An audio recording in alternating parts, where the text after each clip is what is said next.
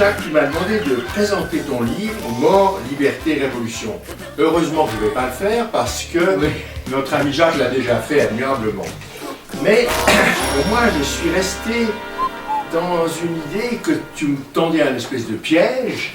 Et quand tu m'as dit ce soir, ce sont mes adieux sur le mode sympa, et qu'en plus tu écris un livre sur la mort, puisque tu dis toi-même que liberté et révolution sont plutôt là pour faire joli, je me suis demandé si tu ne voulais pas que je répète ce que j'avais déjà fait il y a 4 ans, c'est-à-dire ton oraison funèbre anticipée. Et j'ai hésité à t'imposer l'exercice de la réentendre une fois encore.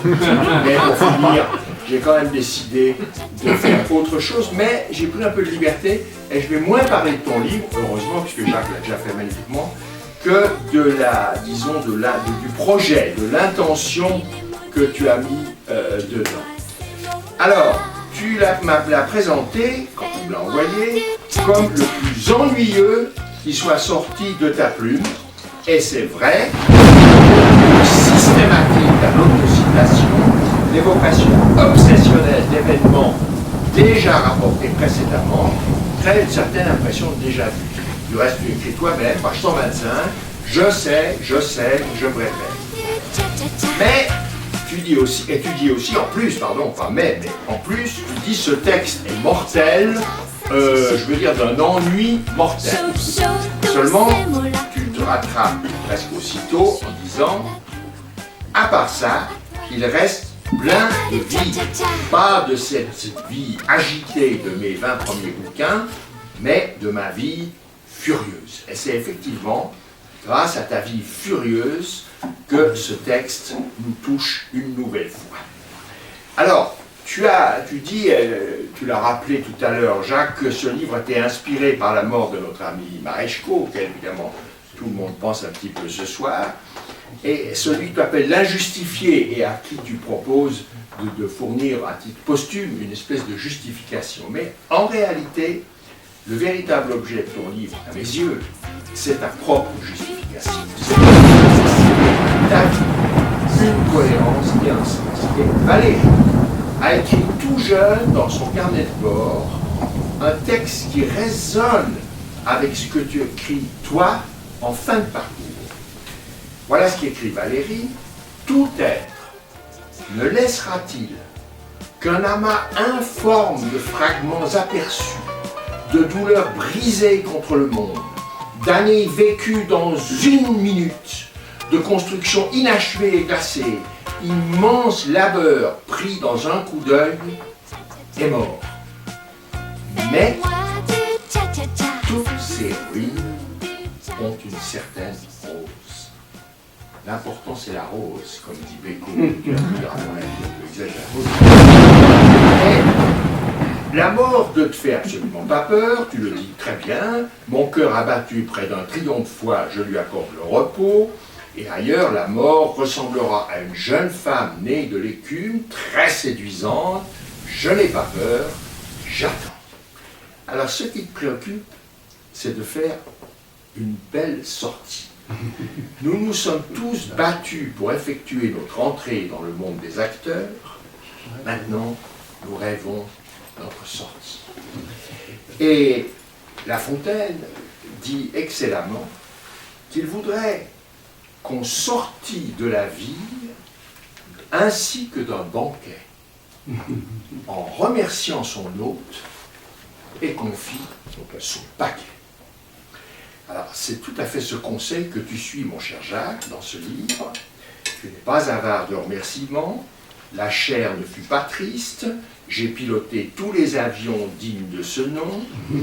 Tu évoques avec tendresse les grands hommes de ta vie, je ne vais pas les reciter puisque Jacques les a déjà cités, ceux qui t'ont accepté, ceux que tu as accepté de suivre, je dirais juste le nom de René Berger qu'il ne faut pas oublier dans cette liste, ceux qui t'ont un petit peu servi de substitut à un père perdu à 20 ans.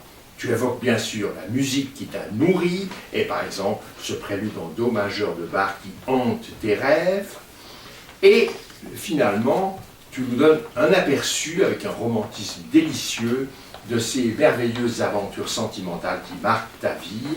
Je sais que cette histoire est hyper banale, ces mots très pauvres, ce sont des émotions intraduisibles. Soudainement, je ne vois plus qu'elle, elle ne voit plus que moi. La foudre des complémentarités hormonales, amoureuses, reproductrices nous est tombée sur la tête. Les amoureux sont seuls au monde, dans leur cône de silence. Nous étions invulnérables. Je découvre qu'elle existe. Le reste du monde est flou. Donc, un magnifique album de souvenirs qui constitue les remerciements, mais pas encore le paquet dont parle La Fontaine. Alors, le paquet, c'est la grande question.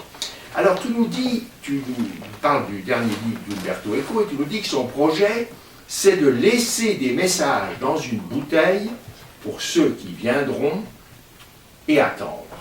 Alors, je pense que ce livre, Mort, Liberté, Révolution, c'est exactement ça. Et j'ai trouvé, parmi beaucoup de pistes possibles sur le contenu de cette bouteille, j'en ai trouvé une un peu mystérieuse. On parle beaucoup de pierres dans ce livre. Elles sont l'écriture de Dieu, la mémoire du monde et même l'origine des femmes. Et ailleurs, comme toujours, l'identité secrète des femmes et des pierres me fascinait. Alors il y a un autre personnage célèbre qui a été fasciné par les pierres, c'est le facteur cheval.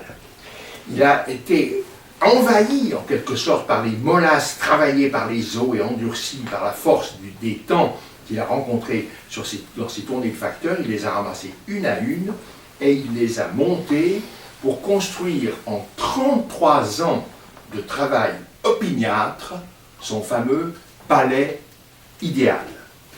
Et lorsqu'il a fini ce palais, il a recommencé pour en faire une version plus concentrée, et il dit: je me suis trouvé assez courageux pour aller faire mon tombeau. J'ai travaillé 8 années de dur labeur, après les 33 ans précédents, pour achever à 86 ans, il reste un peu de temps, le tombeau du silence et du repos sans fin. Est-ce que ce n'est pas un petit peu cette démarche que l'on trouve dans ton livre « Mort, Liberté, Révolution ». Et alors, quand tu évoques la seconde partie de ta vie, celle qui suit la mort de profondeur, tu trouves une formule extraordinaire qui est beaucoup, beaucoup plus forte que celle que Laurence Durel a employée pour parler des 20 ans de vie qui a suivi la mort de Claire Vincendon. Il dit « je vis une existence posthume ». Et toi, tu as une formule extraordinaire, tu écris « brûlé, je demeure comme quelque chose de dégangué ». La gangue, bon, c'est ce qui entoure la pierre précieuse à l'état naturel, il faut la déganguer pour qu'elle retrouve son éclat. Mais le mot dégangué, tu l'as inventé. Il n'existe pas dans le dictionnaire. Dans le dictionnaire, nous n'avons que le mot gangué, qui est employé par Colette dans une jolie phrase. Elle parle du bulbe gangué de terre des personnages en pied. Donc du langage des fleurs, du langage des pierres, on passe au langage des fleurs et on retrouve bien sûr la rose de Valérie. Alors, mort, liberté, révolution, c'est au fond le dégangage du personnage de Jacques Guyonnet. Mais cette opération est-elle vraiment possible? Tu voudrais laisser l'image, tu nous dis, du protecteur, mais tu es aussi, évidemment, Jack l'Estripador, le Mozart genevois de Claude Quetrer, l'éternel aventurier, le conquérant conquis des femmes, etc. Et tant d'autres personnages. Borges imagine qu'à la fin de sa vie, Shakespeare rencontre Dieu. Ça n'a rien d'extraordinaire pour ton personnage, tu l'as rencontré déjà une quantité de fois. Et Shakespeare a une demande à lui formuler.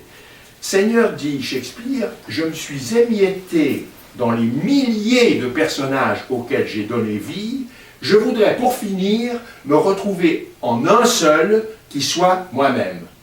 Et Dieu lui répond: mais mon pauvre Shakespeare, c'est complètement impossible. Moi-même, je ne suis pas un. Je suis entièrement confondu avec ma création. C'est une affaire, c'est tout à fait inutile.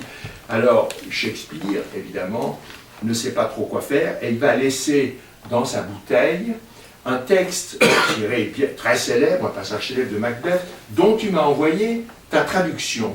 Alors je me suis permis, si vous voulez bien, de la matcher avec celle d'Yves Bonnefoy, qui n'est quand même pas mal non plus, et entre Jacques Guyonnet et Yves Bonnefoy, je crois qu'on arrive à une traduction assez proche de l'original. Hélas, demain, dans ta version tu dis 20 match, je ne sais pas si c'est une faute d'impression, 20 match, c'est comme si aujourd'hui il y avait une espèce de côté.